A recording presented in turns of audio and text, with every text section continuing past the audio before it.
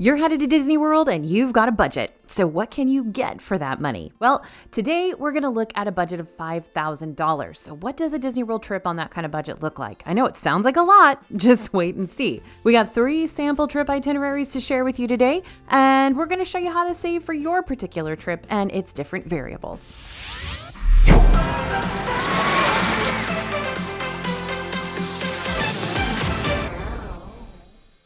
Hey everybody, it's AJ for Disney Food Blog. So these types of videos are some of my favorite to make because A, they're our most requested, and B, we get to live vicariously through 3 different Disney World vacation scenarios. So get ready for entertainment and jam-packed vacation itineraries served alongside a healthy portion of budgeting tips and tricks, aka the best way to talk about numbers without your eyes glazing over. Here's how today's gonna work. We've got 3 different trips picked out for today's video, and for each one, we're gonna show you what a vacation itinerary might look like for each travel party if they're wanting to stick to a $5,000 or below budget. Before we get started, though, there are a few things I want to give you a heads up about. First, we've got some constant variables that we'll be using for each of the 3 trips featured today.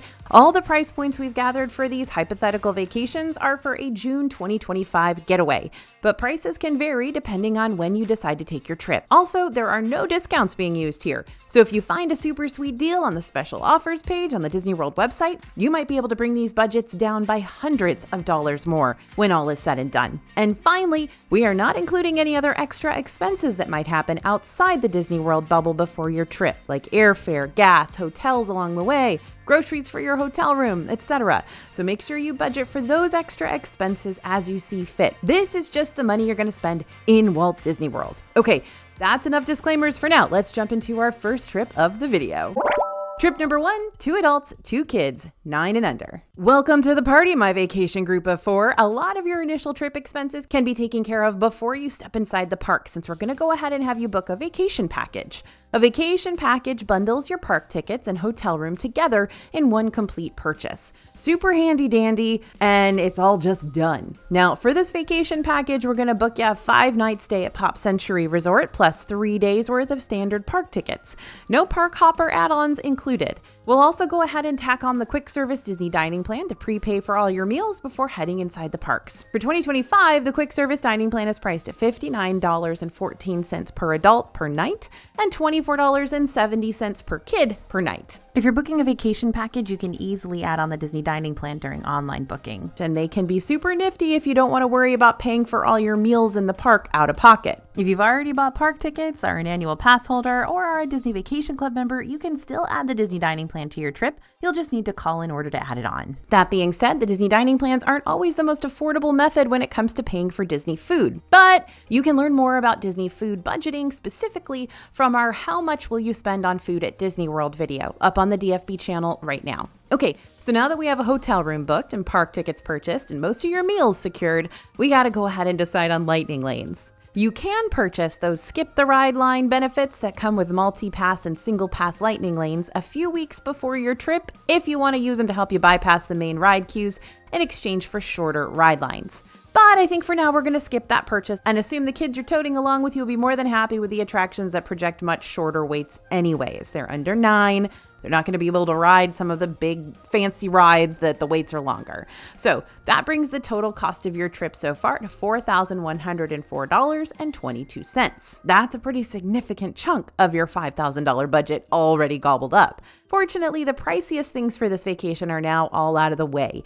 And if you start paying for this trip well before your vacation, you should be able to make flexible payments on this package in a way that best suits your household income. Okay, now let's actually go on this vacation. On the day you can check into your Pop Century hotel room, you'll be able to immediately head over to one of the Disney water parks like Typhoon Lagoon or Blizzard Beach and enjoy a free water park day. Yep, I said free. Starting in 2025, those staying at any of the Disney-owned resorts, including Disney Vacation Club properties, will get a free park ticket to the water parks on their arrival day, but only on their arrival day. So don't miss out if you want to take advantage of this new hotel perk that won't impact your $5,000 budget at all. So here we are at day 1 of your trip. After making a splash onto the Disney World scene, quite literally, you can head back to your hotel room to get all rested up for your first official park day, which we're gonna make Magic Kingdom. Now, just to backtrack a little bit, with your quick service Disney dining plan, each family member is gonna get 2 quick service meals per day and 1 snack or non-alcoholic drink per day of their package stay.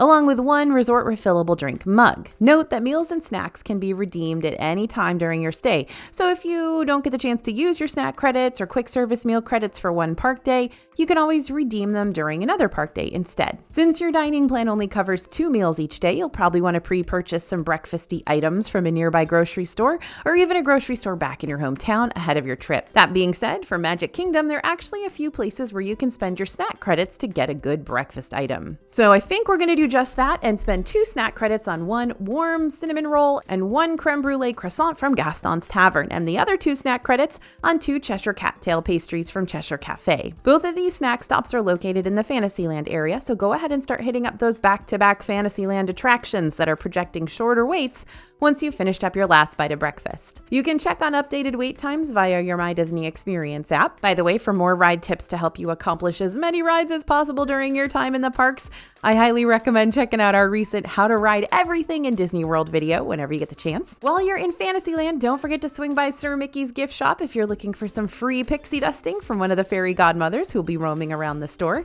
And yep, parents, pixie dusting is available for all ages, not just the kids, so if you want to be covered in glitter too, by all means, ask to be covered in glitter and make a wish. For lunch, you can hit up the Columbia Harbor House quick service over in Liberty Square, so you can use your dining credits to pick up some satisfying surf and turf. And after a full meal of fish, shrimp, hush puppies, it's time for your group to head back out into the park to take on more rides and attractions. For an extra bit of immersive Magic Kingdom fun, check out A Pirate's Adventure: Treasures of the Seven Seas over in Adventureland. That's a free interactive scavenger hunt, which comes with a free treasure hunting map and activity cards too. For dinner, you can use your remaining quick service credits for the day over at Cosmic Ray's Starlight Cafe in Tomorrowland, which serves up a lot of basic theme park eats that might not blow you away by any means, but the kids will still enjoy, and it's got a lot of AC. And then you can take on those other Magic Kingdom Tomorrowland attractions that also don't have too high of waits, especially toward nightfall, like People Mover, for instance.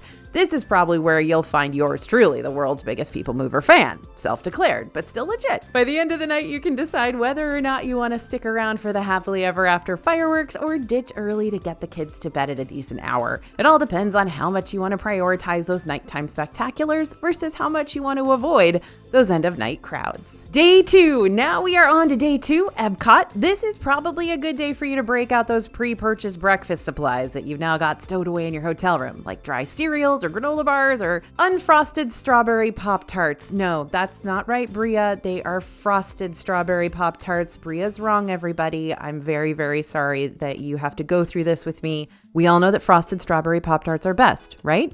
Right. Okay, now the reason why you are going to break out your breakfast goodies in the hotel room is because there are so many good snacks to pick up around Epcot, especially around the World Showcase, which you're going to want to save your snack credits for. Many snack credits can also be used across several of the seasonal food booths during the Epcot festivals. That's probably the best use of a snack credit ever in the history of snack credits.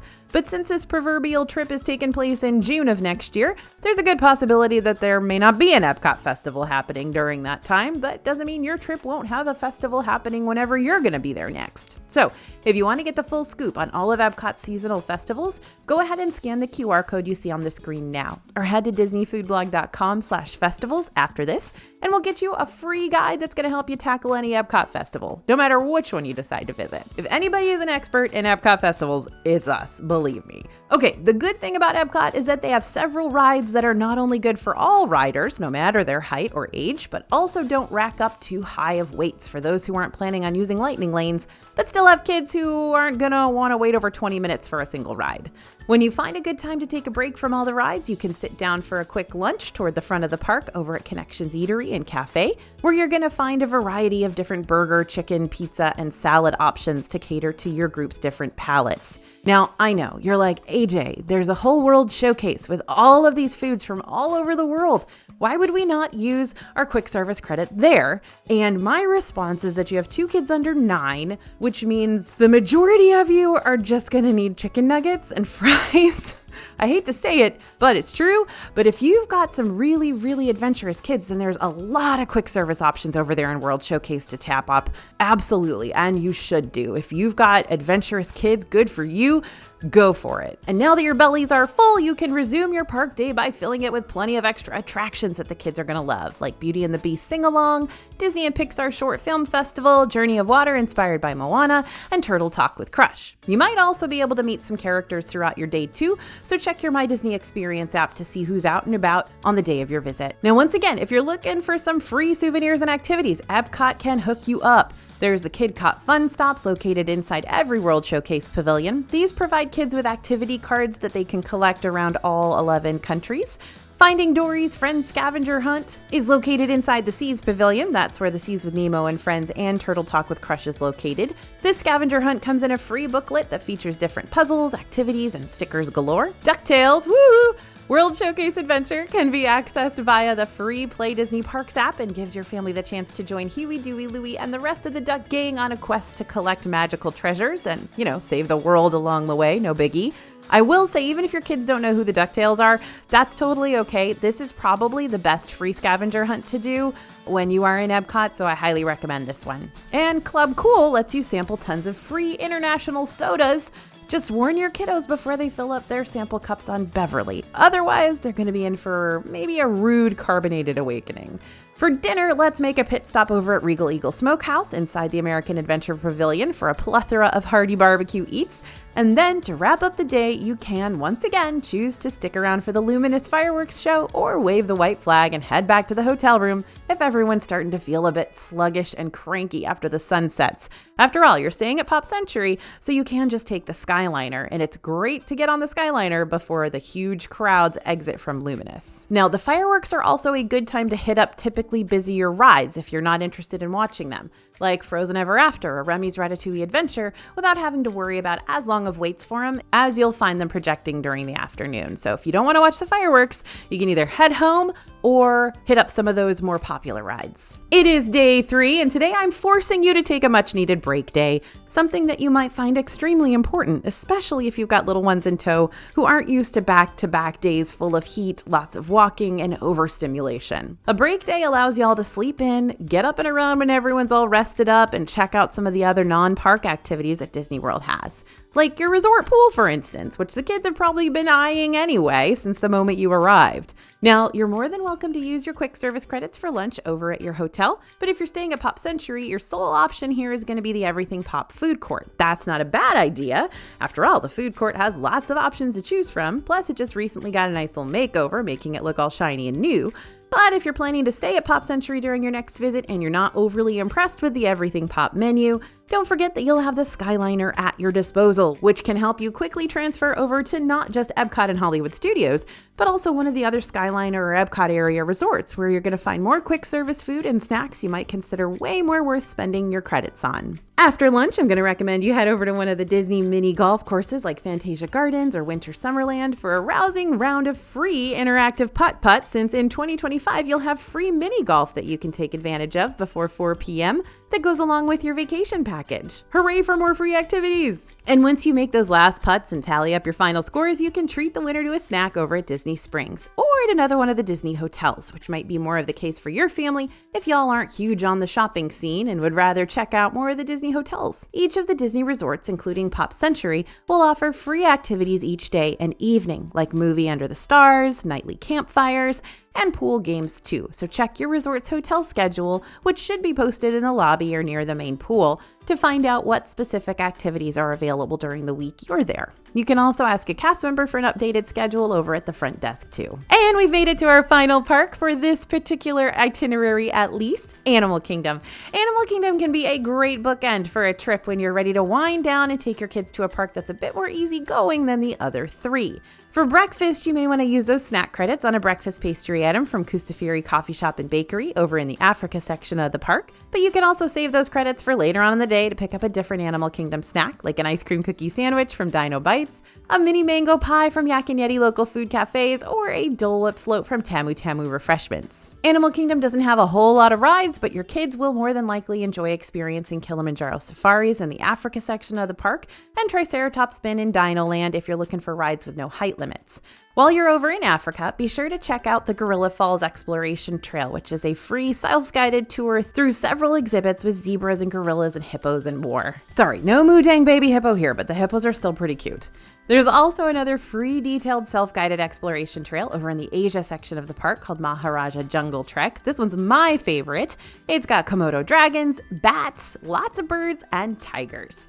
So what makes both of these trails even more exciting, specifically for kids, is joining the Wilderness Explorers program to embark on a free journey to collect badges throughout the park and learn a thing or two through some fun nature-themed activities along the way. Now, this is all themed to the Disney film Up, and of course, you are a wilderness explorer along with Russell. There are over 25 badges you can collect, and you can start your adventure by picking up a Wilderness Explorer handbook from the headquarters, which is over on the bridge between the Oasis and Discovery Island, or by dropping by one of the Wilderness Explorer Troop Leader locations, which you'll find located on your map via the My Disney Experience app. You'll also want to hitch a ride on the Wildlife Express train over in Africa as well to check out the different offerings going on at Rafiki's Planet Watch, like the Affection Section Petting Zoo and the free animation experience sketch class. While Dinoland USA now has an expiration date attached to it, since the new Tropical America's Pueblo Esperanza section of the park will be replacing this prehistoric carnival completely by 2027,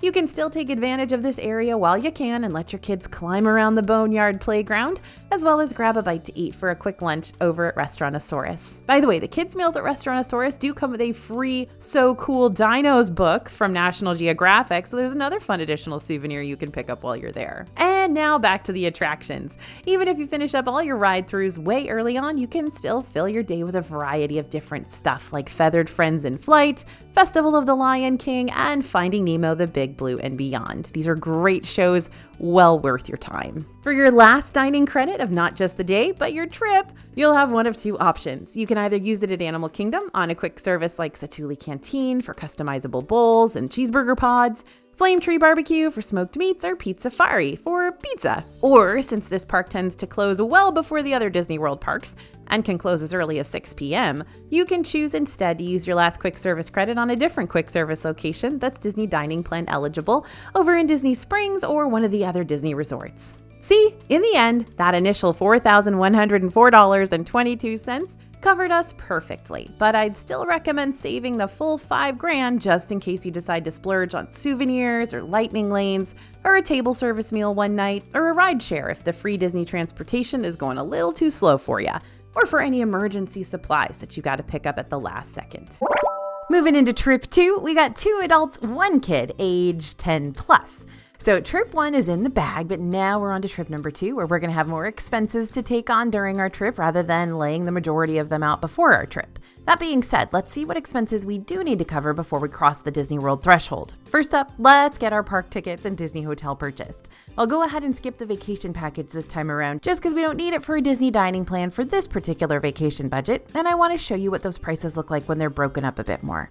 For a family of 3 who wants 3-day park tickets, plus the Park Hoppers, plus the Memory Maker add-on, which will give you access to all your Disney photos taken of you during rides and character meet and greets and via the PhotoPass photographers stationed around the parks, your total so far comes to $1,898.78. So that's for Park Hopper tickets for 3 days plus the Memory Maker add-on. Hefty start, but let's keep going because now we need a place to stay. How about a 5-night stay at Art of Animation inside a standard Little Mermaid room? That way, we're still staying in a value hotel room that fits a family of 3 just fine, but you've got that Skyliner perk at your disposal. The price for this room will cost around $1,602. Since we've got an older kid in our group this time, who I'm assuming is going to be a lot more excited about all the different rides, we're going to make those A-tier thrills a whole lot easier for this family to knock out, so we're going to purchase a Hollywood Studios After Hours ticket, since this is the park with the biggest thrill factor. These After Hours tickets will give your family access to Hollywood Studios 3 hours after the park closes for everyone else,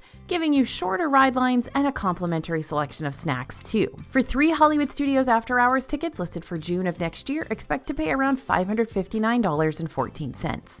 The Rise the Resistance attraction will be available during the After Hours event, so we won't have to worry about purchasing a single pass lightning lane for that premium ride. However, let's go ahead and purchase them for Tron Light Cycle Run in Magic Kingdom, Flight of Passage in Animal Kingdom, and Guardians of the Galaxy Cosmic Rewind. We'll skip the single pass for Seven Dwarfs Mine Train for now, since your big kid might not prioritize that little coaster as much as the other rides. Single passes for a family of 3 for these premium attractions will put you back around $120, though lightning lane prices are subject to change. This makes your total so far $4,179.92. Now it's time to start our trip. Day 1, gotta take advantage of that park hopper privilege we paid for, so day 1 of our trip is gonna put us at Animal Kingdom first and Magic Kingdom later on. For this trip, we've only paid for single pass lightning lanes, but no multi-pass lightning lanes, which tend to help you bypass the main lines for a bunch of other Disney World rides in bulk instead of a la carte. That being said, those more thrilling Animal Kingdom attractions shouldn't be too difficult to knock out during the day, especially Expedition Everest, which also has a single rider queue option if you're okay with breaking up your group for a shorter wait. Since you've got a big kid in your group, they might be insistent on a pit stop to Creature Comforts later on in the morning for some coffee and breakfast Sammys, which will put you back around $35. While you munch on your morning meal, take a stroll around the Discovery Island paths, wrapping around the Tree of Life. And once you've sipped down your last bit of latte, consider checking out It's Tough to Be a Bug if you're brave enough, since much like Dinoland USA, It's Tough to Be a Bug also has an expiration date attached to it and will be replaced by the 4D experience Zootopia Better Together, coming winter 2025. Once you've used your Flight of Passage single pass and experienced the thrill of riding on the back of a Banshee, grab some customizable bowls and refillable sodas from Satuli Canteen, which is right next door to the ride. Your meal at this quick service will cost around $60. Okay, catch you later, Animal Kingdom. We're moving on to Magic Kingdom now to use our Tron Light Cycle Run Lightning Lane and experience Magic Kingdom's other thrilling coasters like Big Thunder Mountain and Space Mountain. Oh, and maybe we'll squeeze in a ride or two on the Haunted Mansion Dark Ride as well. Tiana's Bayou Adventure might also be on your big kids bucket list, but if you're not using those multi-pass lightning lanes, you'll want to study up on Disney's virtual queue system, located on the My Disney Experience app. That'll make sure you know what you need to do to secure your spot in a boarding group right at 7 a.m. To learn more about virtual queues, type in Disney Food Blog plus virtual queues into your Google search engine and click on our virtual queue page, which should show up as the first link up top. Hopefully. For a more adventurous dining option while you're there, book a reservation for Skipper Canteen, located inside Adventureland, and you can dine inside a Jungle Cruise themed restaurant.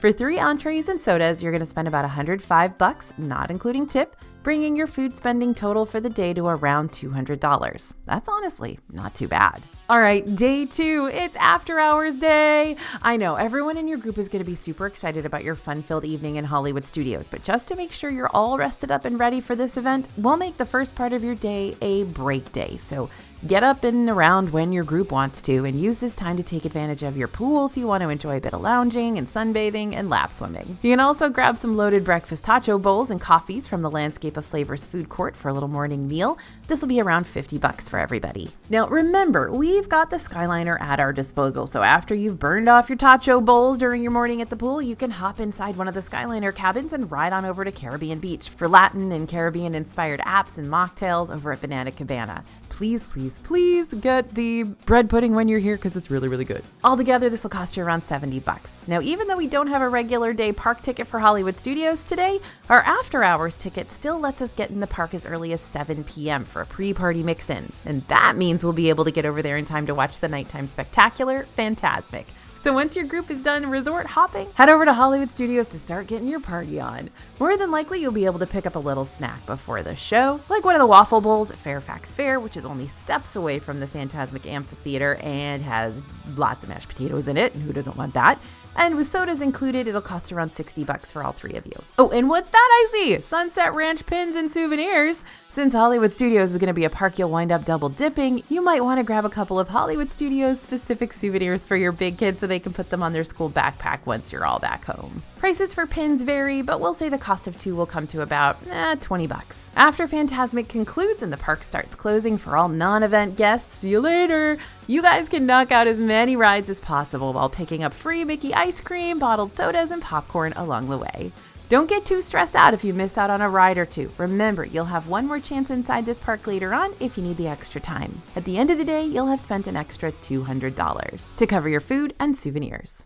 Day 3. All right, you were up late last night. Let's go ahead and give you another day to sleep in and take any showers you didn't get the chance to the night before. Once you're refreshed and squeaky clean and possibly fed, if your family stocked up on breakfast or snack foods before your trip as well, then you can head over to Disney Springs for a fun-filled shopping day. For the most part, your group might wind up mostly window shopping, but if you make reservations for split-spill luxury lanes, you can bowl and have a nice lunch while you're at it. Who doesn't want that? Well, you can choose to either rent a lane, which is $21 per person before 4 p.m., or book a table for dining. It's way more fun to do both and make a whole afternoon out of it. Snag a lane, a pizza pie for the table, 3 cups of water for around $85 before tip. Later on in the day, after you've made your rounds through the shopping district, hop on one of the river boats and take a ride over to the Port Orleans French Quarter Resort to pick up some Mickey-shaped beignets from Scat Cat's Club Cafe, because you just didn't have enough Mickey-shaped desserts from the after-hours party, I guess. An order of 6 Mickey beignets with your choice of dipping sauce will cost around $12. And hey, while you're in the area, consider doing something unique and renting a Surrey bike to ride around the resort. Surrey bikes cost about $28 per half hour. This is sounding like such a fun day. I want to be there with you. And now we're back to Disney Springs again, this time to pick up some dinner from the Polite Pig quick service. Depending on what your group orders, these entrees and sodas and maybe one of those market sides, because those crispy Brussels sprouts and the whiskey caramel sauce, hard to pass up, will bring you to around $75. This is a great quick service. We don't talk about this place enough. That brings your end of day total to, again, $200. You're doing really well. Okay, day 4. It's our last day, but we gotta hit the ground running. Epcot doesn't have as many thrilling rides, but you may want to start your day over at Soarin' Around the World for an easygoing ride over iconic landmarks and locations. And don't forget, you got a lightning lane to use on Cosmic Rewind today, too. Fingers crossed that you get the song you're hoping for. I know, the best one is Everybody Wants to Rule the World, right? You all agree with me, don't you? Yeah, I know.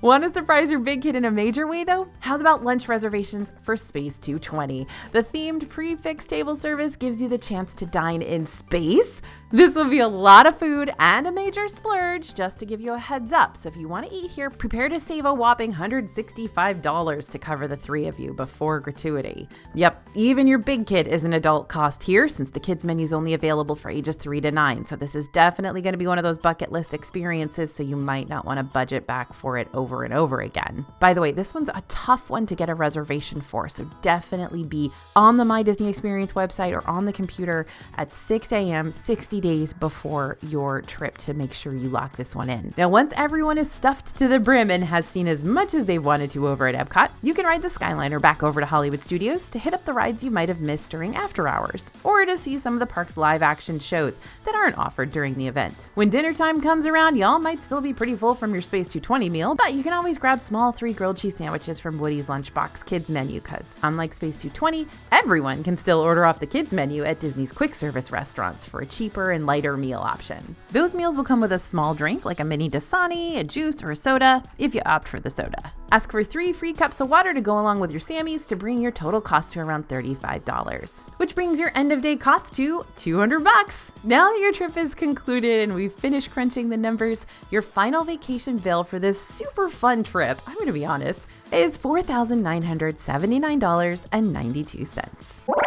We've made it to trip 3. I'm building a weekend getaway for 2 grown-ups looking for the best Disney World vacation they can squeeze into such a short amount of time with the same $5,000 budget. This means we're thinking big, really big, like way bigger than before. So how's about we book a standard room at a deluxe resort this time? Like, I don't know, maybe over at Disney's Polynesian Village Resort. Told you we're really reaching for the stars here.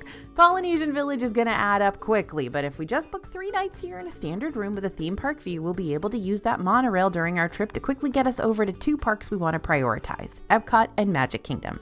And if our short trip allows for it, we might be able to use extended evening hours for one of those parks too. This will give us an extra 2 hours in a park on a certain night, which is an additional perk set aside for deluxe resort guests only. With our standard room plus 2 standard park tickets with no park hopper add-ons, we're looking at a total so far of $3,176.56. Money goes fast here, even during a weekend getaway. And just because we got the wiggle room for it, we'll also be purchasing single passes for Tron Light Cycle Run and Seven Dwarfs Mine Train in Magic Kingdom. That's an extra $60, as well as a single pass for Cosmic Rewind too, which will be an extra $35. Okay, day one. Much like our previous two trips, we're heading to Magic Kingdom for that first park day. It's tradition. But unlike our first two trips, we're going to be experiencing this park in a whole new way by booking an early morning Keys to the Kingdom tour. The Keys to the Kingdom tour is an extra cost on top of your park ticket purchase. It's a backstage tour.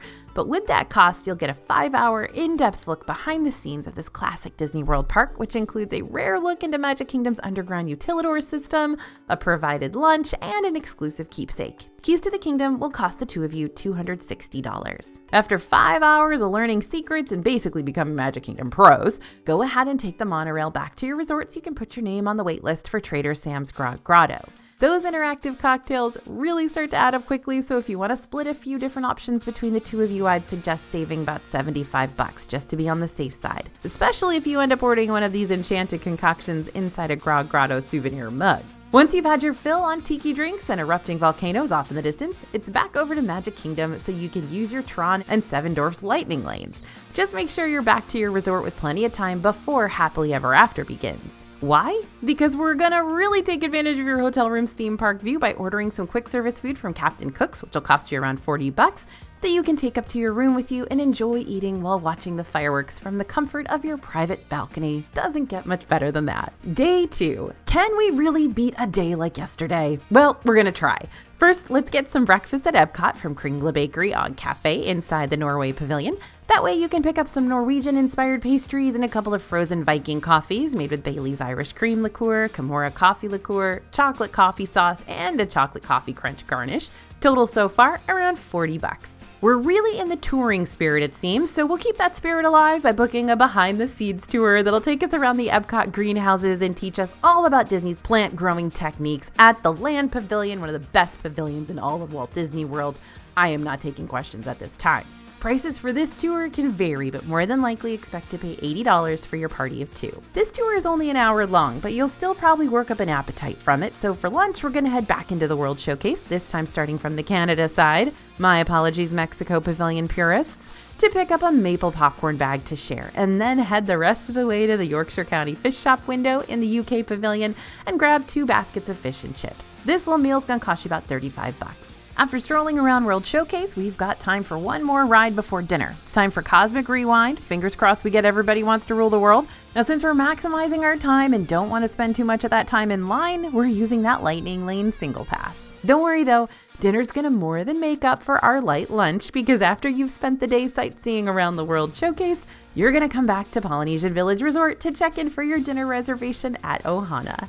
This glassed-in restaurant is known for its Hawaiian-style churrascaria-type service for dinner here, where you can indulge in an all-you-care-to-enjoy feast of grilled meats, Hawaiian specialty sides, and the signature Ohana bread pudding for dessert. And if you time your meal just right, you can enjoy viewing the Magic Kingdom fireworks from inside Ohana too. Check with your host up front to see if any window seats are available during your visit, but if they're not, just eat your dinner and go back to your balcony. A meal for the 2 of you before gratuities are added will cost you around $150. Now, I know this is your last day in the parks and all, but if you're able to book a later flight the next day, or if you're able to stick around the Disney bubble before you have to start driving back home, I'd suggest squeezing in a little extra treat yourself time with a quick shopping spree over in Disney Springs, as well as one last quick meal or drink at Wine Bar George for lunch. Save back an extra $200 for that day, just in case you can make it happen. After one last glass of wine and one last look back at the spitting stitch towering over World of Disney, your epic weekend getaway will come to a close, making your final bill $4,151.56. But you have done so many things during these 3 days that nobody ever does in Disney World, and they're some of the best things to do. So everyone's Disney World budget is gonna look different, but whether your budget is below $5,000, right at $5,000, or somewhere beyond, the DFB team's here to help you figure out where you should be spending your money in the parks and how you can best save it too. So be on the lookout for more budgeting videos to come, and don't forget to pick up our free Epcot Festival Guide over at disneyfoodblog.com/festivals. Thanks for listening, everyone, and thanks for watching. As always, this is AJ for Disney Food Blog, and we'll see you real soon.